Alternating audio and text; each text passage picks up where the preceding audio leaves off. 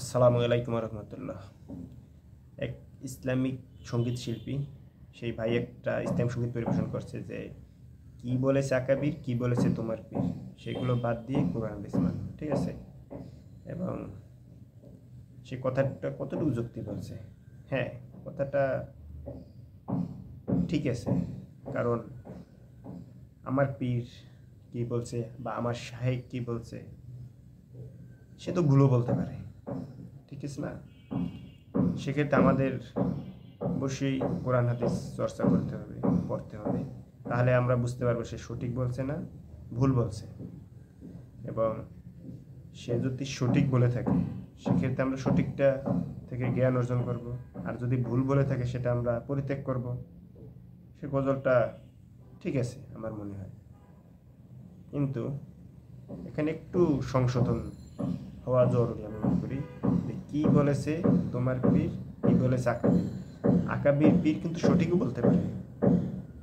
সে যদি সঠিক বলে তাহলে সঠিকটা অর্জন করতে হবে, সেখান থেকে জ্ঞান নিতে হবে। আপনি একদম এরকম বলা যাবে না যে তাদের বাদ দেন, তারা কিন্তু ইসলামের জন্য কাজ করে।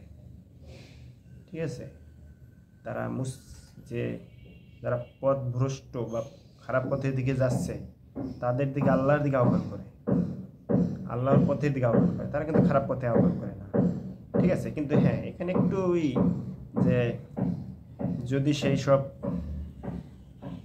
পীরেরা শিখ বেদাত মাজার পূজা এগুলো করে অবশ্যই তাদের পরিত্যাগ করতে হবে, এবং তারা যদি ভুল বলে সেটাও পরিত্যাগ করতে হবে। এবং তাদের দলে টানার জন্য বিভিন্নভাবে বিভিন্ন মিথ্যা গল্প শুনাইয়া তাদের দলে নিতে চায়, সেক্ষেত্রে তাদের পরিত্যাগ করতে হবে। এক ভাই দেখলাম এটার এই ইসলামী সঙ্গীতটার বিপরীতে একটা গান গেছে, ঠিক বলেছে আকাবির, ঠিক বলেছে আমার পীর, তার মানে তাদের মানো। ভাই আপনার পীর তো ভুলও বলতে পারে। বাংলাদেশে এমন পীর আছে যারা শিরক বেদাত একদম স্পষ্টভাবে করে, জেনা পর্যন্ত করে। কীরকম জেনা করে?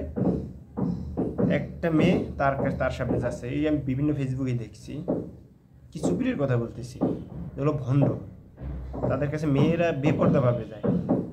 ঠিক আছে, এগুলো তো পীর না, এগুলো হলো শয়তান।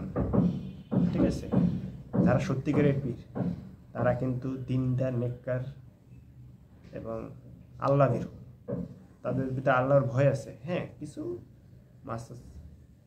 কথা বা কিছু সুন্নত নিয়ে বিতর্ক, বা আমরা কিছু মানি তারা কিছু মানে না, এরকম কিছু আছে।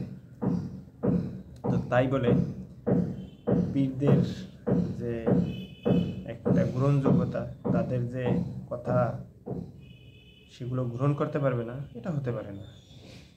তারা যদি সঠিক বলে অবশ্যই তাদেরটা গ্রহণ করতে হবে, ভুল বললে সেটা ফালাই দিতে হবে।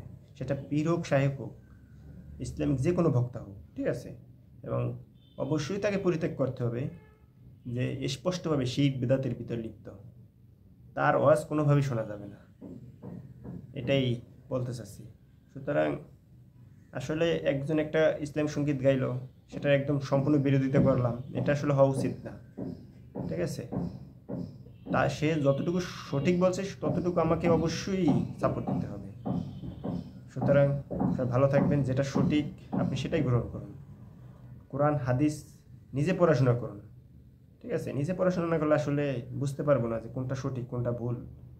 ঠিক আছে, তাই যতটুকু সম্ভব নিজে পড়াশোনা করুন, একদম মানে অন্ধভাবে শুধু আল্লাহ এবং আল্লাহ রাসূলকে অনুসরণ করতে হবে, আর কাউকে না।